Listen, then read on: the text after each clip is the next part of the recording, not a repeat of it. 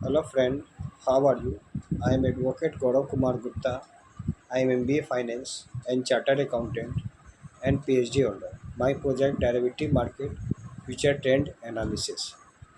आज हम आपको इंडियन पिनल कोड के 1860 के बारे में डिस्कस कर रहे हैं। पिछले वीडियो में कॉमन इंटेंशन के बारे में आपको कुछ बताए थे। आज आपको मेंस रिया के बारे में कुछ एक्सप्लेन किए थे। पिछले वीडियो में एक्टस रियस के बारे में भी एक्सप्लेन किए थे। मेंस रिया में का मतलब होता है इविल माइंड, यानी उसका इंटेंशन क्या है? इविल, बुरा सोचना, गलत इंटेंशन, गलती माइंड। मेंस रिया को व्हाट इज़ द मेंस रिया? पहला चीज़ मेंस रिया में हम पहला चीज़ को देखेंगे, what is mens rea. Mens rea क्या है? Why mens rea is required? Mens rea की आवश्यकता क्यों पड़ी? Whether mens rea is required to be prove is every offence. प्रत्येक अपराध के लिए कैसे मेंस रिया को प्रूव किया जाता है उसके बारे में जानेंगे। Rule of presumption regarding then requirement of mens rea in in India and England. India में मेंस रिया बहुत कम फॉलो किया जाता है। इंग्लैंड में हर एक ऑफेंस का मेंस रिया होता है। एक्टस रियस में पढ़े हुए थे कि actus reus consequence of the act, that is consequence of the act that punishable of the law.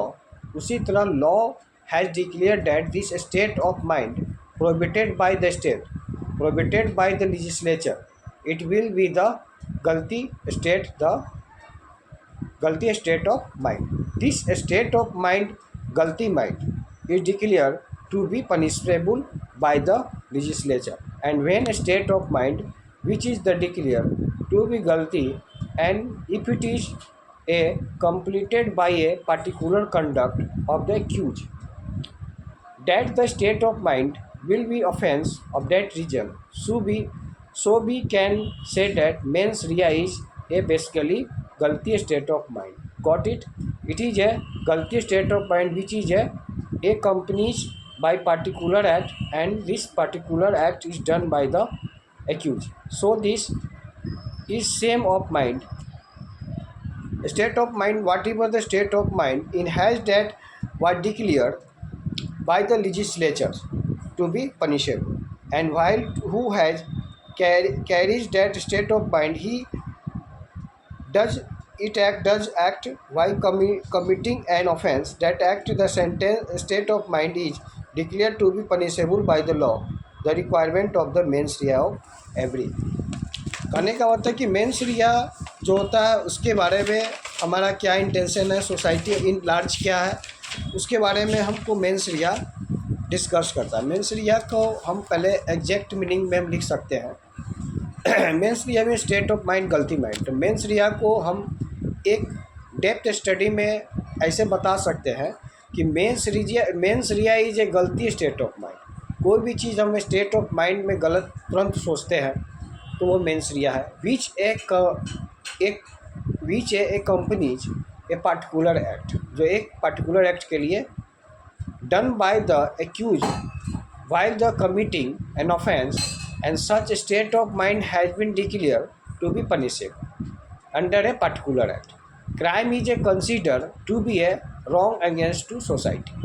ठीक है, क्राइम जो है wrong against society के लिए विचार करता है।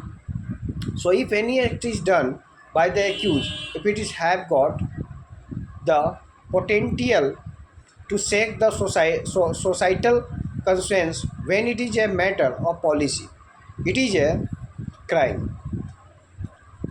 At the same time, however, if any act has not got potential to shake the societal conscience, then as a matter of policy, that is not any offense, and therefore generally in order to create the capability, the accused mens rea has capability of the accused mens rea has been accompanied। In fact, it not any state of mind, rather a particular state of mind which is recognized as a matter of a policy for a specified offense, nevertheless then may be a certain offense which have a great social economic effect if the mens rea required be proved defeated the very purpose of such offense, and therefore as a matter of policy so those offense and therefore those offense and therefore as a matter of policy for those offense strict liability is created, जहाँ strict liabilities create होता है, and even without the proving any mens rea the accused can be held liable. बिना mains रिया को proving के accused क्या होगा, liable हो सकता है in the case of Mayer Hans George versus state of Maharashtra AIR 1964 का यह सुप्रीम कोर्ट का केस है। ये बहुत ही इंपॉर्टेंट केस है जो मेंस रिया से संबंधित है। The supreme court went into test of necessary implication means the purpose of that particular statute provision is to be found. Second point में कहा it has to be examine that if mens rea is essential what will be the effect upon purpose of that statute provision. If it is found that by requiring the proof of mens rea that purpose of the get statute gets defeated, then the offense will be the offense of strict liability. Such cause, whether either expressly or by necessary implication mens rea is not required to be proved, will be called no fault liability offense. Basically they are created as no fault liabilities because the offense have grave social economic effect. In England the general rule is that mens rea is required to be a proof for all offense unless expressly excluded or as a necessary implication. On other hand, in India mens rea is not required to be a proof if the situated the silence of the mens rea unless it is expressly required by necessary is implication. General explanation करने का मतलब mains रिया में क्या होता है कि जो भी हम इंटेंशन करते हैं वो ज़्यादातर मेंस रिया इंग्लैंड में ज़्यादा प्रूव करना पड़ता है। इंडिया में मेंस रिया के लिए हर एक ऑफेंस में मेंस रिया के ऊपर कोई सज़ा नहीं मिलती है। यह आपका स्टेट ऑफ माइंड देखती है कि आप क्या तुरंत गलती किए। लेकिन इंग्लैंड में हो चाहे बड़े बड़े आउट ऑफ इंडिया स्टेट हो कंट्री हो उसमें आपको मेंस रिया को पहले प्रूव करना होता है, तब एक्टस रियस को प्रूव करना पड़ेगा। Acts reus consequence of conduct होता है, लेकिन मेंस रिया में हमको स्टेट ऑफ माइंड देखना पड़ता है कि स्टेट ऑफ माइंड ये क्या काम किया, कौन सा ऑफेंस किया। यदि मान लें कि कोई हीरा चुरा कर ला रहा है या दारू का तस्करी कर रहा है या कोई तरह का, तो उसको मेंस रिया प्रूव करना पड़ेगा कि स्टेट ऑफ माइंड इसका क्या था, यह ओकेजनली आ रहा है या ओकेजनली काम कर रहा है। यदि ये परमानेंट, इसको प्रूव करने के लिए मेंस रिया प्रूव करने के लिए उसके स्टेट ऑफ माइंड को, प्रेजेंस ऑफ माइंड को चेक करेंगे, तभी जाकर हम मेंस रिया को चेक कराएं। लेकिन अदर कंट्री में आपको मेंस रिया को पहले चेक करना पड़ेगा, उसके बाद ही एक्टस रियस को उसके कॉन्सिक्वेंस को चेक करते हैं। इस तरह से हम प्रेजेंस ऑफ माइंड को देखते हैं, उसका एक्चुअल वैल्यूएशन क्या है। पिछले वीडियो में हम आपको बताए थे कॉमन इंटेंशन और कॉमन ऑब्जेक्ट।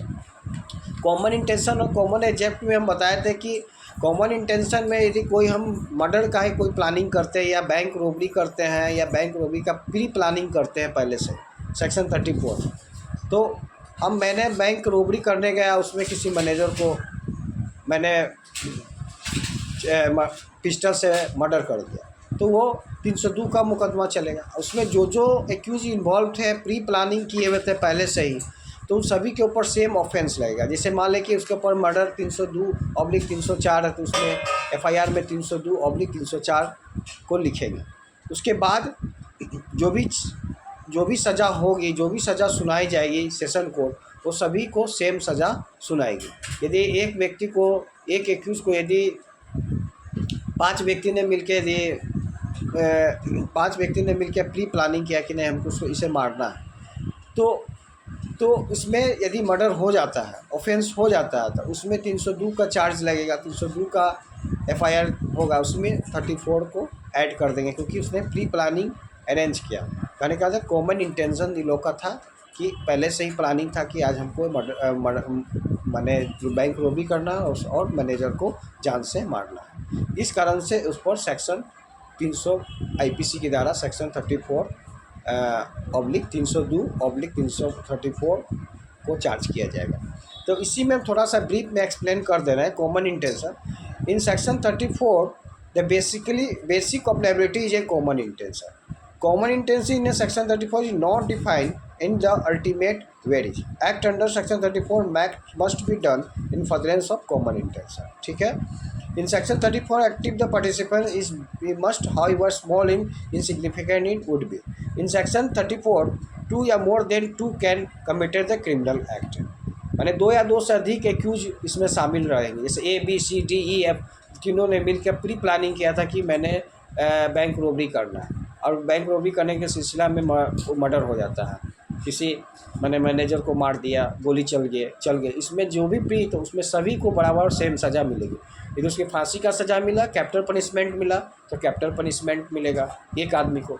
यदि सबको एक आदमी को मिला, यदि एक आदमी को फर्स्ट एक्यूज को यदि आजीवन कारावास मिला तो सभी को आजीवन कारावास मिलेगा। ये सेम मिलेगा। इसीलिए इसको हम एफआईआर में लिखते हैं 302/34 आईपीसी की धारा को एफआईआर में चार्ज करते हैं।